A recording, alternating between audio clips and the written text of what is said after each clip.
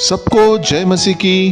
प्रभु यीशु मसीह के पवित्र और सामर्थ्य नाम से फिर एक बार आप सभी का मैं स्वागत करता हूं। आज का हमारा विषय है नकली बेदारी। जी हां, नकली बेदारी। प्रभु यीशु और प्रेरितों ने बार बार चेतावनी दी कि अंत के दिनों में धोखाधड़ी बढ़ जाएगी और कई झूठे भविष्यद्वक्ता आ खड़े होंगे।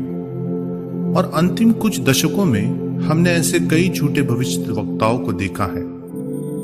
लाखों मसीह लोग इन झूठे भविष्यद्वक्ताओं से और नकली बेदारियों से क्यों ठगे जाते हैं और क्यों कई प्रचारक अनैतिकता और लालच का शिकार बन रहे हैं, इन बातों को दोस्तों हम थोड़ा ध्यान से देखेंगे। वर्तमान समय के अधिकतर मसीह विश्वासियों को आज नए नियम की शिक्षा का ज्ञान नहीं है, क्योंकि उन्होंने उसका सावधानी के साथ अध्ययन नहीं किया है और वे अपने अगुओं की शिक्षा का पालन करते हैं, लेकिन नए नियम की शिक्षाओं का नहीं। आश्चर्यक्रम उनके लिए चरित्र से ज्यादा महत्वपूर्ण है। आत्मिक संपत्ति से भौतिक संपत्ति ज्यादा महत्वपूर्ण हो गई है। वे मानसिक उन्माद या मानसिक हथकंडे और पवित्र आत्मा का वास्तविक कार्य, इसके बीच का भेद नहीं समझ पा रहे हैं और इसका कारण नए नियम का अज्ञान है। वे मानसिक चंगाई और यीशु के नाम में अलौकिक चंगाई, इनके बीच का भेद समझ पाना उनके लिए कठिन हो गया है। भावनात्मक उमंग और अजीब शारीरिक हाव भाव प्रभु के भीतरी आनंद से ज्यादा महत्वपूर्ण बन गए हैं। सेवकों के लिए परमेश्वर के साथ उनके निकट संबंध से लोगों के बीच उनकी सेवकाई अधिक मायने रखती है। परमेश्वर की प्रशंसा से इन लोगों के लिए मनुष्य की प्रशंसा अधिक मूल्यवान है। लोग परमेश्वर के प्रति पूर्ण रूप से समर्पित है या नहीं, इसके बजाय सभाओं में लोगों की संख्या ज्यादा महत्वपूर्ण हो गई है। स्थानीय कलीसिया बनाने के बजाय और खुद को स्थानीय कलीसिया में सेवक बनाने के बदले अपना व्यक्तिगत राज्य, अपना आर्थिक साम्राज्य उभारना इन अगुओं के लिए अधिक महत्वपूर्ण हो गया है। दोस्तों, यह सब कुछ प्रभु यीशु ने जो कुछ सिखाया है उसके बिल्कुल उल्टा है। नए नियम में प्रभु यीशु मसीह की विरुद्ध बातों को ख्रिस्त विरोधी कहा गया है। यदि मसीह लोग इस बात को स्पष्ट रूप से नहीं समझते हैं, तो जब अपने चिन्ह और चमत्कारों से ख्रिस्त विरोधी संसार में उलट पुलट मचा देगा, तब वे उसका अंधेपन से अनुकरण करेंगे। मसीह की आत्मा की अगुवाई में चलने की का अर्थ ऊपर जिस आत्मा के विषय में बताया गया है उसके विरुद्ध आत्मा का होना है। मत्ती 7:13-27 में यीशु ने जो वचन कहे उसका अर्थ यहाँ पर है, अनंत जीवन का फाटक और रास्ता दोनों सक्रिय है।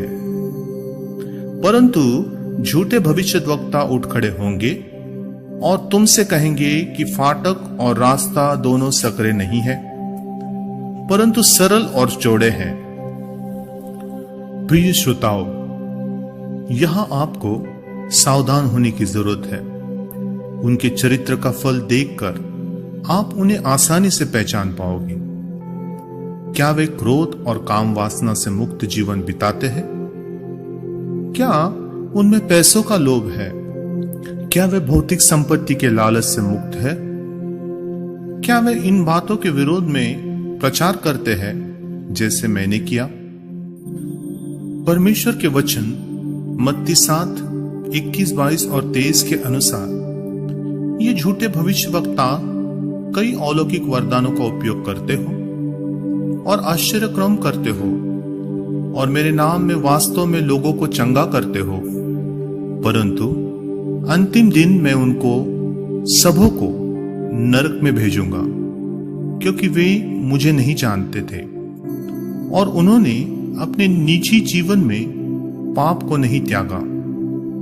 इसलिए यदि तुम चट्टान पर अपनी कलीसिया बनाना चाहते हो जो इस समय और अंत काल में हिलेगी या गिरेगी नहीं, तो उन बातों को करने के विषय में सावधान रहे जिनके विषय में मैंने तुमसे कहा है। और जो आज्ञा मैंने तुम्हें दी है उसके विषय में लोगों को सिखाए। तब मैं सदा तुम्हारे साथ रहूंगा और मेरा अधिकार हमेशा तुम्हारी सहायता करेगा। परंतु मेरी बातों को यदि तुम केवल सुनोगे और उसके अनुसार नहीं चलोगे, तब जो कुछ तुम बनाओगे वह लोगों को एक विशाल और वैभवशाली गिरजाघर या कलीसिया के समान दिखाई देगा, परंतु एक दिन वह अवश्य धराशायी हो जाएगा। तो श्रोताओं, आज हमारे सामने एक प्रश्न उपस्थित है कि इन अंतिम दिनों में हम परमेश्वर की कलीसिया को कैसे बना सकते हैं। आइए हम इसका समाधान बाइबल में से देखें। हमें पहाड़ी उपदेश में दी गई बातों के अनुसार जीवन बिताना है और उसका निरंतर प्रचार करना है। हमें नई वाचा में जीवन बिताना है, पुराने वाचा में नहीं। इसके लिए हमें दोनों वाचाओं के बीच स्पष्ट फर्क जान लेना है और नई वाचा का प्रचार भी करना है। श्रोताओ, आज जब प्रचारक गंभीर पाप में पड़ जाते हैं, तब वे पुराने नियम में पवित्र जनों का उदाहरण देते हैं जो पाप में गिर गए थे। फिर कुछ समय की खामोशी के बाद वे अपने सेवकाई फिर से आरंभ करते हैं। वे दाऊद का उदाहरण लेते हैं जिसने व्यभिचार किया था, या एलिया का उल्लेख करते हैं और वे हताशा में डूब गया था, फिर भी परमेश्वर ने उनका उपयोग किया। परंतु वे पौलुस का उदाहरण नहीं लेते जिसने अंत तक विजय और शुद्धता का जीवन बिताया। इन प्रचारकों ने और अधिकतर मसीह लोगों ने यह नहीं देखा है कि पुराने नियम से आज हमारा उदाहरण नहीं है। इस अनुग्रह के युग में हमें बहुत अधिक दिया गया है और जिसे बहुत दिया गया है उसे बहुत मांगा भी जाएगा। प्रभु यीशु नई वाचा का मध्यस्थ है और वो हमारा उदाहरण और हमारे विश्वास का करता है, दाऊद या एलिया नहीं। पुराने नियम के पवित्र जनों का जिनका उल्लेख इब्रानियों 11 की सूची में दिया गया है, और यीशु के बीच का भेद जो कि इब्रानियों 12 1 से 4 में स्पष्ट किया गया है। परंतु बहुत कम है जो इस सच्चाई में जीते हैं। बहुत कम लोगों ने देखा है कि परमेश्वर ने नई वाचा में हमारे लिए पहले से एक उत्तम बात ठहराई।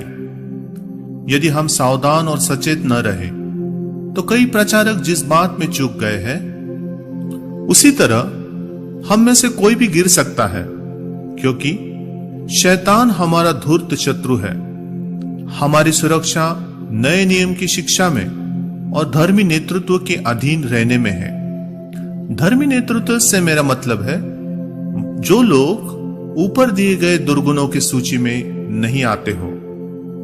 यदि हम दूसरों की गलतियों से सीख सकते हैं तो हम स्वयं उन गलतियों को करने से बच सकते हैं।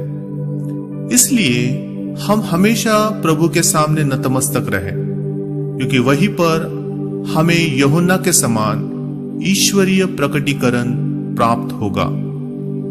श्रोताओं, यदि हम अपने आप को नम्र करेंगे तो हम विजयी होने के लिए अनुग्रह प्राप्त करेंगे। और जब पवित्र आत्मा हमें परमेश्वर के वचन से सत्य प्रकट करता है और हमारे विषय में सत्य प्रकट करता है, तो हम पूरी रीति से ईमानदार हो और सत्य से प्रेम करें, ताकि सारे पापों से बच सकें। इस प्रकार स्वयं परमेश्वर सब प्रकार के छल से हमारी रक्षा करेगा। आमीन।